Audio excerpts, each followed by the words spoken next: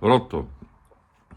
Abbiamo solo questi due qui dove aggrapparci e quindi stampato questo.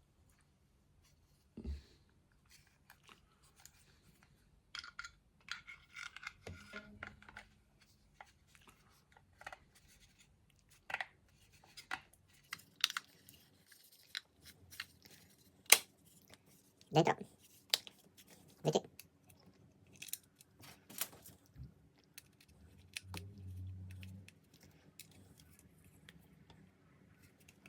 Altra rete.